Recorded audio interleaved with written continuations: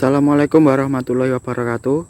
Kami dari kelompok 1 akan mempresentasikan makalah kami yang berjudul Motivasi Wirausaha, Sejarah Wirausaha dan Konsep Wirausaha dengan anggota kelompok nomor 1 Lukito Resi Saputro, 2 Muammar Rosyidi, 3 Mustika Sari, 4 Mutia Afifatun Hasanah, 5 Noval Baskara Nusantara, 6 Nur Kauzaimah. Oke, yang pertama, motivasi wirausaha. Menurut Lee dan Wong, entrepreneurial intention atau niat kewirausahaan adalah motivasi berwirausaha dapat juga diartikan sebagai langkah awal dari suatu proses pendirian sebuah usaha yang umumnya bersifat jangka panjang. Menurut Kruger, motivasi kewirausahaan mencerminkan komitmen seorang untuk memulai usaha baru dan merupakan isu sentral yang perlu diperhatikan dalam memahami proses kewirausahaan pendirian usaha baru. Assalamualaikum warahmatullahi wabarakatuh. Perkenalkan, saya Muammar Rosyidi, NIM 402190240. Saya di sini akan mempresentasikan lanjutan dari Mas Lukito. Dalam Edmund Harbach ditemukan beberapa alasan mengapa seseorang itu berwirausaha. Yang pertama, alasan keuangan, yaitu mencari nafkah untuk menjadi seseorang yang kaya, untuk mencari pendapatan kekayaan. Yang kedua, alasan sosial, yaitu memperoleh gengsi atau status untuk supaya bisa dihormati. Dan yang ketiga, alasan pelayanan, yaitu memberikan pekerjaan masyarakat untuk menatar masyarakat, untuk membantu ekonomi masyarakat. Terus yang keempat, alasan pemenuhan diri, yaitu untuk menjadi mandiri, untuk menjadi sesuatu yang diinginkan, untuk menghindari ketergantungan pada orang lain, menjadi lebih produktif, dan untuk menggunakan kemampuan pribadi. Selanjutnya yaitu sejarah wirausaha. Wirausaha secara historis sudah dikenal sejak diperkenalkan oleh Richard Castellan pada tahun 1755. Di luar negeri, istilah kewirausahaan telah dikenal sejak abad 16, sedangkan di Indonesia baru dikenal pada akhir abad 20. Beberapa istilah wirausaha seperti di Belanda dikenal dengan Ondernemer, di Jerman dikenal dengan Unternehmer. Pendidikan kewirausahaan mulai dirintis sejak 1950-an di beberapa negara seperti Eropa, Amerika, dan Kanada. Bahkan sejak 1970-an, banyak universitas yang mengajarkan kewirausahaan atau manajemen usaha kecil. Pada tahun 1980-an, hampir 500 sekolah di Amerika Serikat memberi pendidikan kewirausahaan. Di Indonesia, kewirausahaan dipelajari baru terbatas pada beberapa sekolah atau perguruan tinggi tertentu saja. Sejalan dengan perkembangan dan tantangan seperti adanya krisis ekonomi, pemahaman kewirausahaan baik melalui pendidikan formal maupun pelatihan-pelatihan di segala lapisan masyarakat kewirausahaan menjadi berkembang.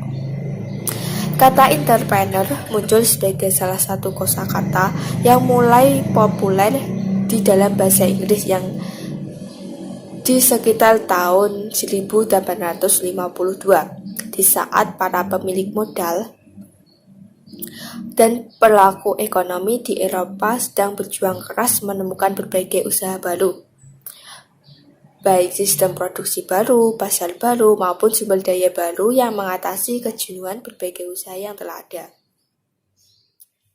Selanjutnya yaitu kewirausahaan pertama kali muncul pada abad ke-18, diawali dengan penemuan baru seperti mesin uap, mesin pemintal, dan lain-lain. Tujuan utamanya adalah pertumbuhan dan perluasan organisasi melalui inovasi dan kreativitas. Saat itu, keuntungan dan kekayaan bukan tujuan utama. Para wirausahawan dunia modern muncul pertama kali di Inggris pada masa revolusi industri pada akhir abad ke-18. Masa tersebut merupakan era produksi dan menggunakan mesin yang diawali dengan penemuan mesin uap oleh James Watt, mesin pemintal benang oleh Richard Arkwright, dan lain-lain. Orang-orang ini sangat penting dalam pembangunan perekonomian Inggris. Mereka menerapkan penemuan ilmu untuk tujuan produksi dan berusaha mendapatkan peningkatan output industri yang sangat besar melalui penggunaan teknologi baru. Perkenalkan, nama saya Nova Baskara Nusantara. Saya dari kelompok 1. Saya di sini menjelaskan tentang konsep wirausaha.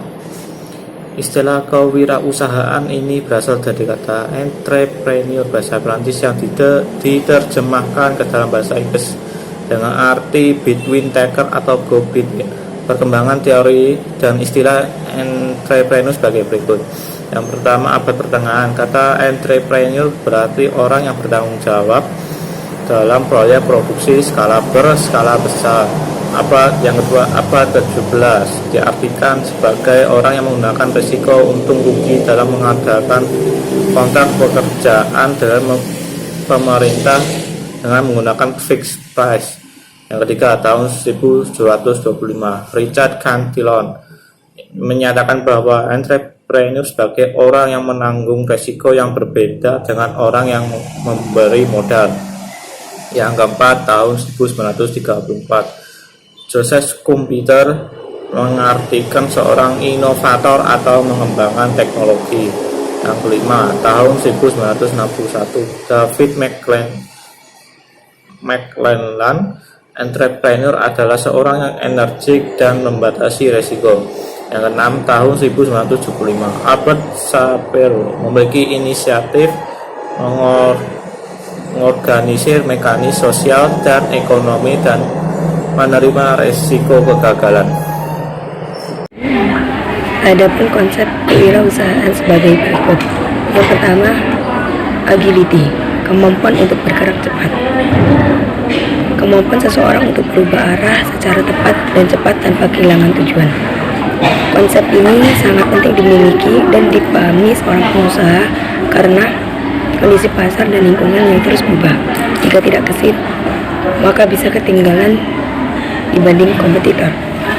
Yang kedua, endurance, daya tahan,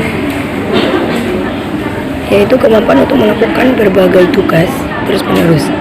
Daya tahan sebuah bisnis biasanya didukung oleh produksi dan penjualan yang tetap lancar, dan ini memerlukan kerja ekstra.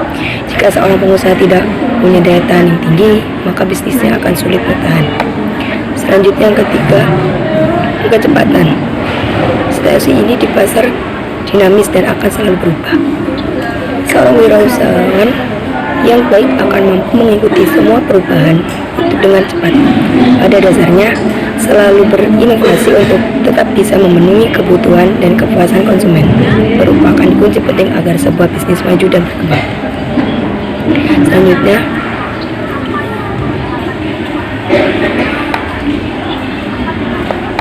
fleksibilitas. Kemampuan beradaptasi dengan situasi baru adalah bentuk fleksibilitas seorang pengusaha. Dimanapun dirinya berada, peluang dan kesempatan pasti selalu bisa dimanfaatkan dengan baik tanpa banyak mengeluh. Yang terakhir, strength atau kekuatan. Kekuatan baik secara fisik maupun mental sangatlah diperlukan oleh seorang pengusaha. Dengan fisik dan mental yang kuat, fungsi dari setiap komponen dalam bisnis bisa dijalankan dengan baik dan maksimal. Mungkin cukup sekian presentasi dari Bapak. Pertama, apabila ada salah kata mohon yang sebenarnya, wabillahi taufiq.